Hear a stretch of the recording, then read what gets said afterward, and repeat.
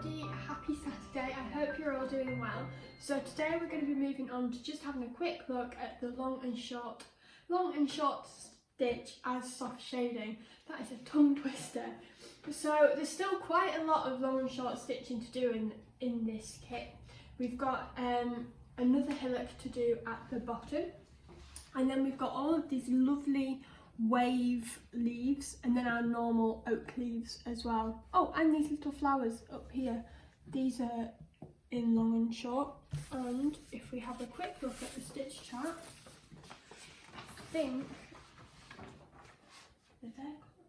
We've got some other like little leaves coming off the stems, which really the long and short stitch as soft shading. I will get my tongue around that eventually. So there's still quite a bit for us to do on that stitch. So Philippa has in here, in the instructions, she has a tip for us, and that is to use the angle of the stitches from the first colour as the guide for the angle of the stitches for the second and third. And what she means there is where on, let's find a good example. These waves are a good example, and here. So the lines, these are a good guide for the first stitch, first colour, and then we'll use that direction for our second and third to give it a really natural kind of leaf look. So that's one of her tips, and we'll just have a quick look through. And then for the waves, now this was one I definitely struggled with on the first one, but I think it was more of a mind over matter thing once I'd gotten over the fear. So this was the first wave we did, and I'm looking forward to doing this one again on the other side, because I think that I've learned a lot from this, and I hope that I can maybe get this section here a little bit smoother with the direction by following that tip of Philippa's to follow the direction of the stitch.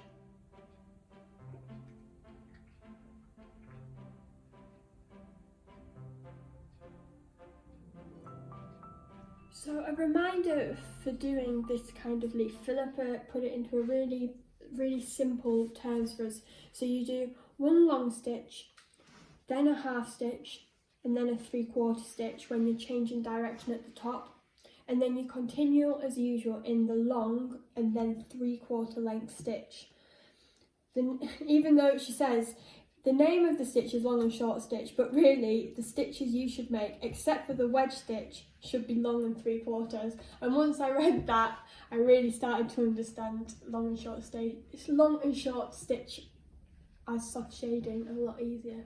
Another tip which Philippa, I've seen her say in her videos before, and she says it as well, she says it quite a lot, is with the long and short stitch as soft shading, don't be afraid to take the stitches, so the second and third colours, up into the first colour.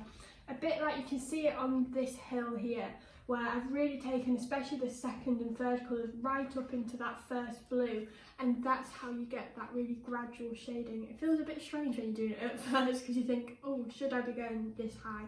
But it really does help get that gradual look which we're looking for.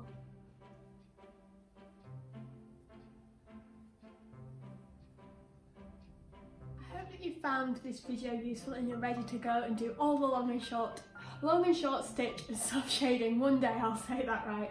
So I hope that you found that useful. Next week we will be going over the rest of the stitches in this kit.